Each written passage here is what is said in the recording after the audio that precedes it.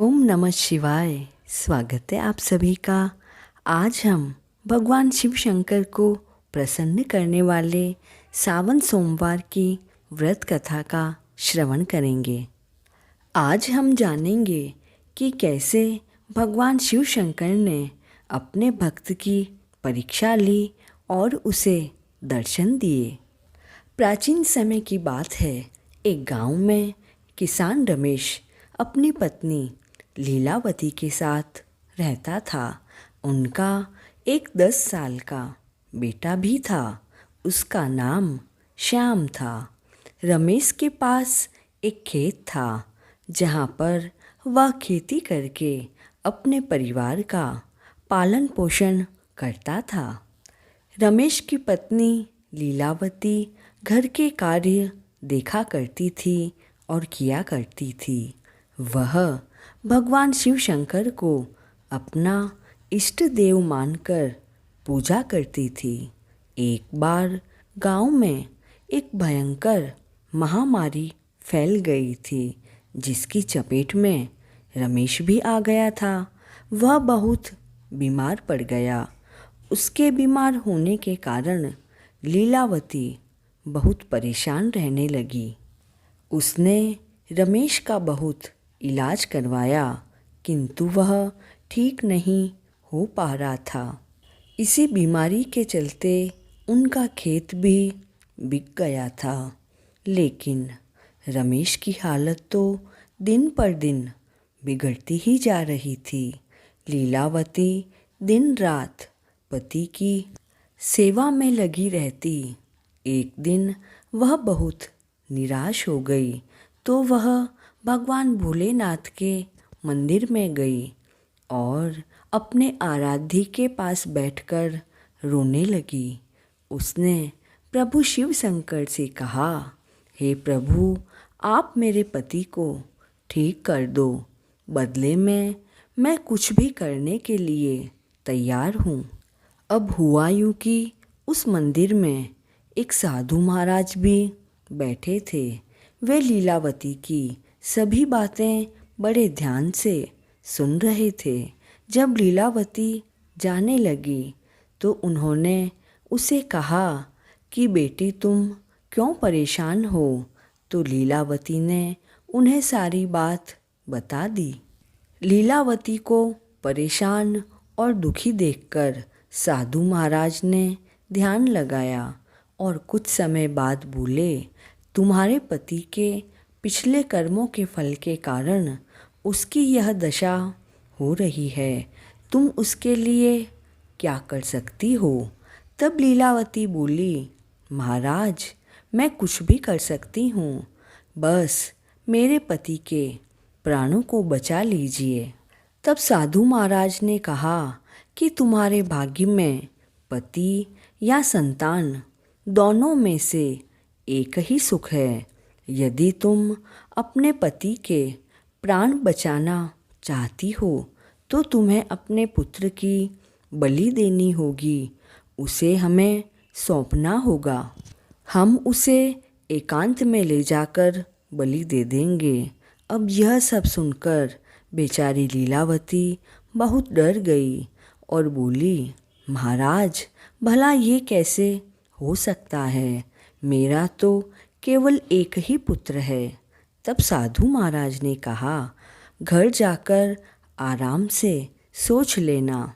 यदि तुम अपने पुत्र को हमें देती हो तो 1 सप्ताह में तुम्हारा पति स्वस्थ हो जाएगा। अब लीलावती रोती बिलखती घर आई। उसने रमेश को इस बारे में कुछ नहीं बताया क्योंकि यदि उसे वह पता लगता तो उसकी तबीयत और ज़्यादा खराब हो जाती। किसी तरह रात बीती। वह बेचारी रात भर रोती ही रही। सुबह वह अपने पुत्र को लेकर भगवान शिव के मंदिर पहुंची और शाम को साधु महाराज को सौंप दिया। लीलावती बोली, हे महाराज, मैंने यह निर्णय लिया है कि पति की वजह से ही मुझे यह संतान मिली है। इसलिए यदि दोनों में से मुझे किसी एक को चुनना होगा तो मैं अपने पति को ही चुनूंगी। आप इसे ले जाइए और मेरे पति को ठीक कर दीजिए। अब साधु महाराज उसे लेकर चले गए। लीलावती वहीं जमीन पर गिर पड़ी और वो रोने लगी। वह रोते हुए घर आई। वह दिन रात पुत्र के वियोग में रोती रहती। इधर धीरे धीरे उसका पति ठीक होने लगा और ठीक 8 दिन बाद वह स्वस्थ हो गया। ठीक होते ही उसने अपने पुत्र को पुकारा, परंतु अब वह होता तो आता ना, वह कहीं नजर नहीं आया। उसने लीलावती से पुत्र के बारे में पूछा। तब उसने रोते हुए सारी बात बता दी। तब रमेश बड़े ही गुस्से में बोला, मूर्ख, तूने यह क्या किया? हमारा एक ही तो सहारा था, तूने उसकी भी बलि दे दी। उसके बिना मैं जीकर भला क्या करूँगा? जा, उसे कहीं से भी वापस लेकर आ, तभी मेरे घर में पैर रखना। यह कहकर उसने लीलावती को घर से बाहर निकाल दिया। वह रोती हुई उसी मंदिर में गई। वहाँ पर वही साधु महाराज बैठे थे।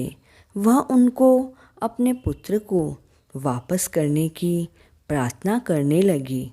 तब साधु महाराज बोले, मैं तुम्हारे पुत्र को वापस नहीं ला सकता हूँ, पर यदि तुम सुख से जीना चाहती हो तो पुत्र को भूलकर पति की सेवा करो। तब लीलावती ने बड़े दीन वचनों में कहा, महाराज, मेरे पति तो मेरी शक्ल भी देखना नहीं चाहते हैं।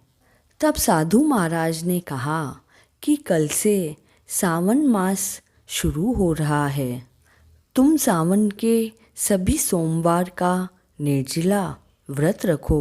तुम्हारा चौथा व्रत पूरा होते ही सब ठीक हो जाएगा। लीलावती वहीं मंदिर में बैठ गई। कोई उसे खाने के लिए कुछ देता तो वह बेचारी खा लेती और दिन रात प्रभु शिव शंकर का ध्यान व जाप करती रहती। उसने सभी सोमवार के निर्जला व्रत किए थे। अंतिम सोमवार को जब उसका व्रत पूरा हो गया, तब उसी समय उसका पड़ोसी उसके पास आया और कहने लगा, तुम्हारा पति घर पर बेहोश पड़ा है, घर जाकर देखो। अब वह तो दौड़ी दौड़ी घर आई। तब आसपास वालों ने कहा कि यह पुत्र के वियोग में भूखा प्यासा रह रहा था, तभी तो आज बेहोश हो गया। लीलावती ने उसे होश में लाने के लिए काफ़ी कोशिश की, पर वह तो होश में नहीं आया। वह उसके पास बैठकर रोने लगी और भगवान से प्रार्थना करने लगी, हे भोलेनाथ, हमसे ऐसी कौन सी भूल हो गई है जो मुझे व मेरे परिवार को इतने कष्ट मिल रहे हैं। तभी उसके घर वही साधु बाबा आए और कहा, बेटी, तुम क्यों रो रही हो? तब लीलावती बोली, हे महाराज, मैं तो दोनों तरफ से हार गई। पुत्र की बलि दे दी और पति को भी ठीक नहीं कर पाई। तभी सहसा वह साधु महाराज भोलेनाथ के रूप में प्रकट हुए। उन्हें देखकर लीलावती उनके चरणों में गिर गई।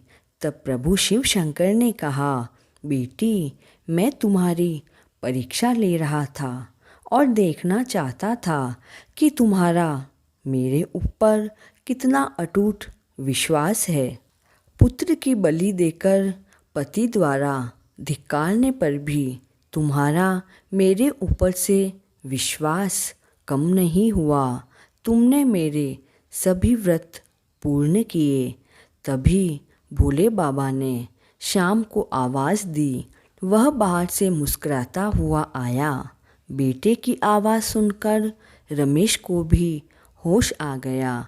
भोले बाबा ने प्रसन्न होकर उनके घर को अन्न धन से भर दिया। दोनों पति पत्नी बाबा के श्री चरणों में नतमस्तक हो गए।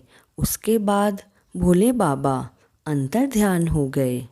जैसे प्रभु भोलेनाथ ने उनके जीवन की कठिनाइयों को दूर किया, वैसे ही हम सभी के जीवन की कठिनाइयों को भोले बाबा दूर करें।